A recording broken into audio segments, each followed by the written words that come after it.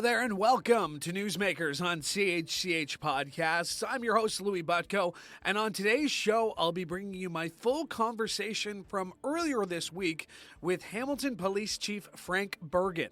Chief Bergen was appointed as the 36th Hamilton Police Chief back in May 2021 after serving 3 years as Deputy Chief, and before that spent 36 years with the Toronto Police Services.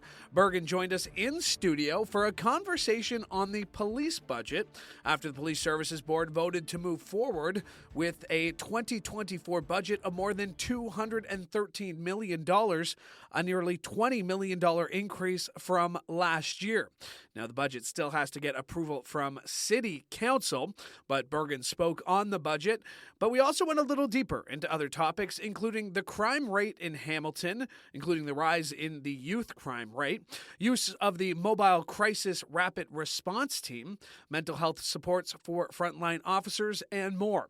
But as mentioned, we started our conversation about the police budget and asked what is contained in this year's budget. This budget ask is unique from what we've done in the past, and I'm quite comfortable saying it's a maintenance budget that is looking after the responsibility of delivering public safety to our community. I'm tasked with that, adequate and effective policing in the Police Services Act.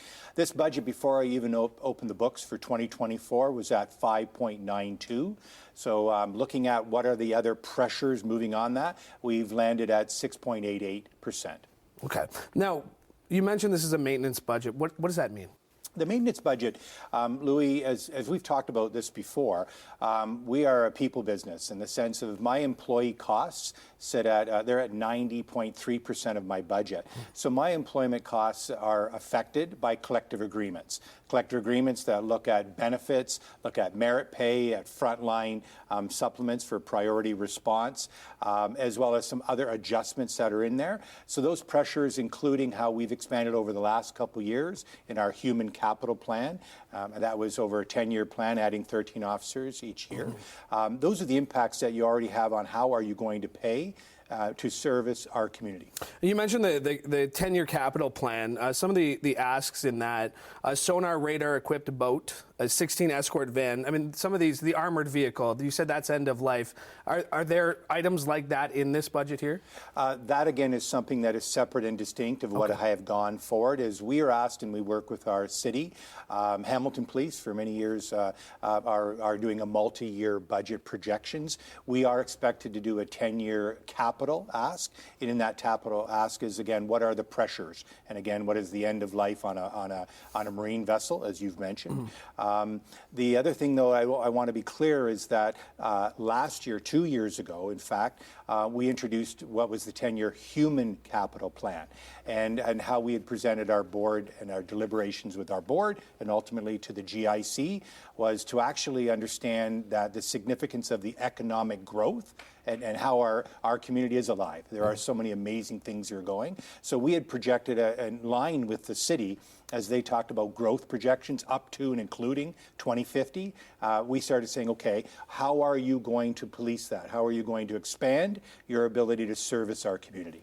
Now, in 2019, the Ontario government passed the Community Safety and Policing Act, which goes into effect actually this coming April. What sort of impact does that have on the budget? There are a lot of nuanced changes that are going to happen in the CSPA.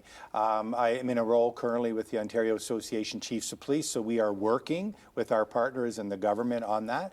Right now, there are going to be legislative changes with respect to officer safety and how we are going to then have to equip our officers to deal with some expanded challenges within our community and at large. There are other things that are the nuanced changes of a hearing officer. There is different things about training regulations that are going to be put in place.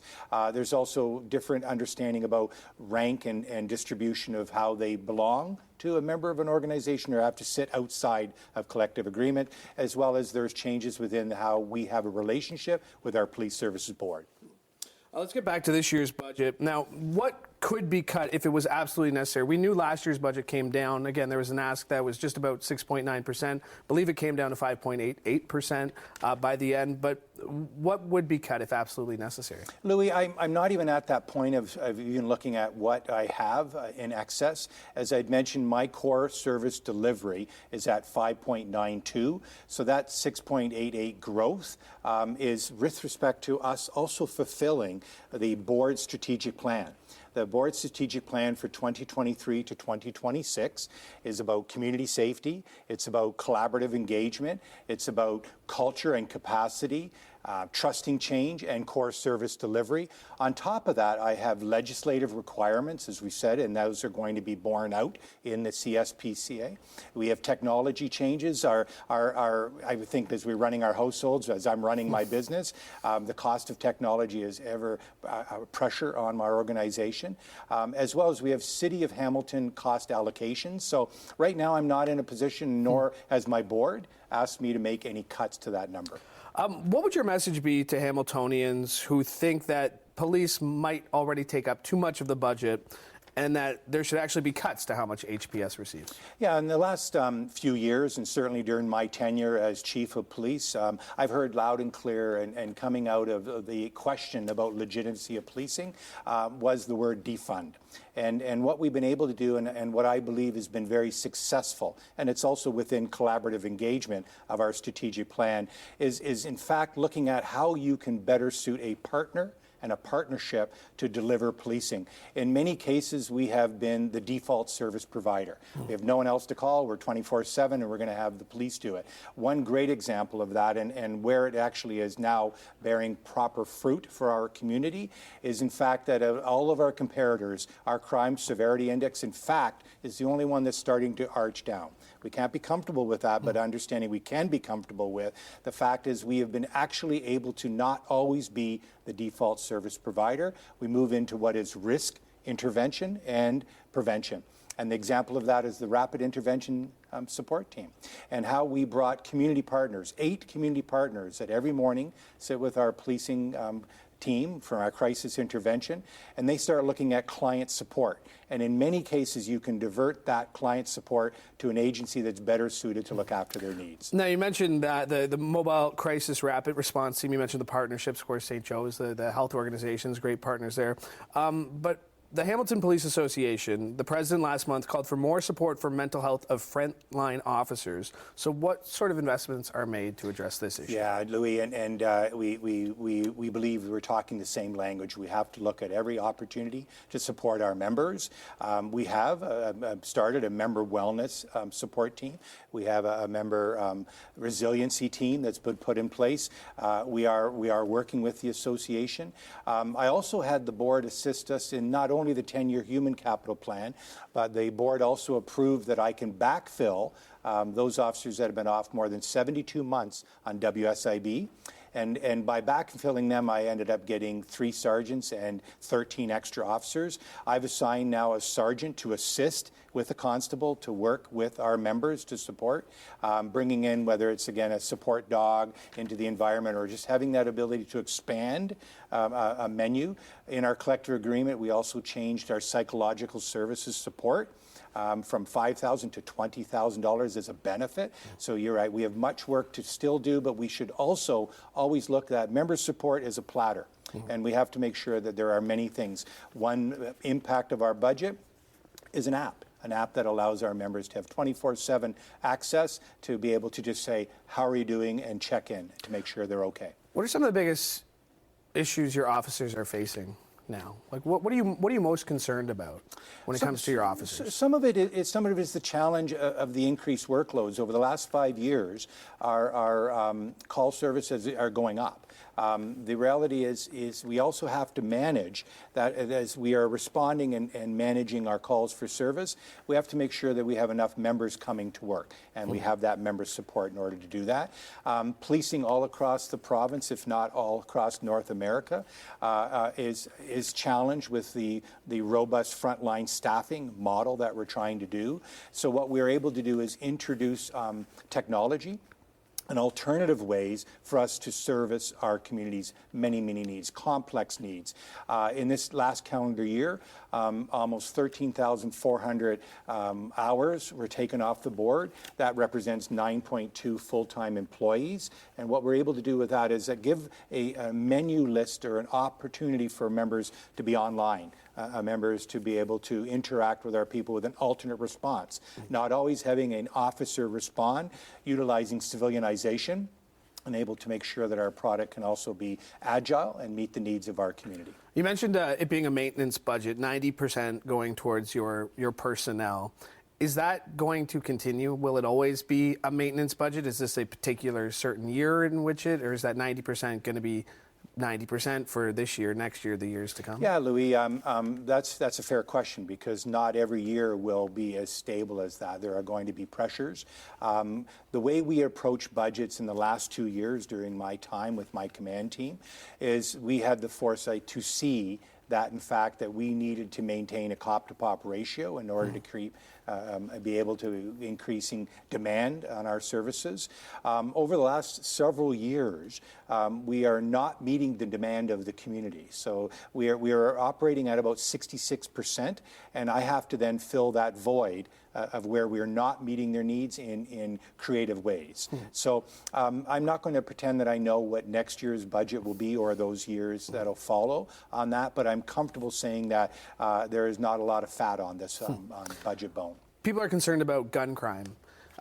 What kind of resources are being put towards fighting guns and getting guns off the street? Yeah, 2021 to 2022, absolutely we saw that spike and we saw that record high number of homicides as well. Shootings are down currently from a year-to-year comparator. Victims are up. That's something we've got to be mindful of. What we saw in 2021 into 2022, we also saw a shift by 26% increase in youth crime. During that calendar year, we were getting 13, 14, 15-year-olds with guns. We introduced stopping targeting retaliations on neighborhood gangs, which was Project Strong, and we've maintained that philosophy, is that we will work within the local jurisdiction's neighborhoods on being able to better understand the movement of youth crime and the proliferation of how drugs and guns move through our community. And we've been very successful in being able to strategically identify that. So the trend right now, as I said, with the person-on-person violent crime severity index is positive because it's going in the right direction, but we still, within the greater Toronto Hamilton area, we still experience usually the second highest amount of violent crime within the community. You did bring up youth crime, and are we doing enough when it comes to resources in schools? I mean, I know Hamilton Police have a great presence in high schools, but what do you make of that? Obviously, it's hard to explain something like that, the increase in youth crime, but as somebody who has officers in schools, what do you make of that? Coming out of the pandemic and when we saw the impact of the isolation, I think that actually affected a lot of those relationships and just being able to have an eye on somebody's development. So we will continue to be supporting that.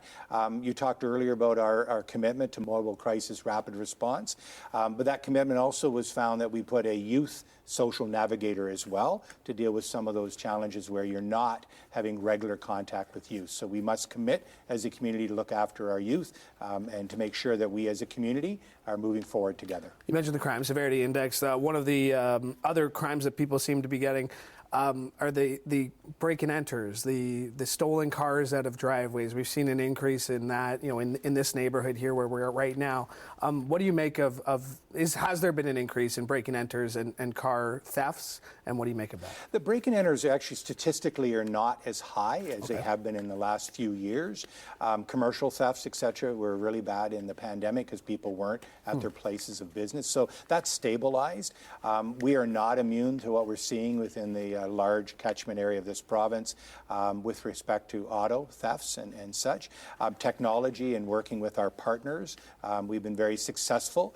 We've received grant funding from the province also to support that. And that's about, again, relationships and making sure that our relationship within our communities, such as Halton, Brantford, and Niagara, is that we're talking and we're having a conversation about what is the movement of going on in crime. Crime knows no borders, and we're not immune to that. So what is happening in other jurisdictions comes through. We're part of that hub of the Golden Horseshoe. We should celebrate that because that's got great opportunities for everybody in our city, but we also have to make sure we recognize that crime is transient in our area as well. And that was Hamilton Police Chief Frank Bergen as he joined me earlier this week. And one quick note, in one of my questions there, you may have noticed I talked about high schools that have police officers in them. Of course, here in Hamilton, the Catholic School Board does have school police resource officers. The public school does not have police officers in school, so just a quick correction on that question to the chief.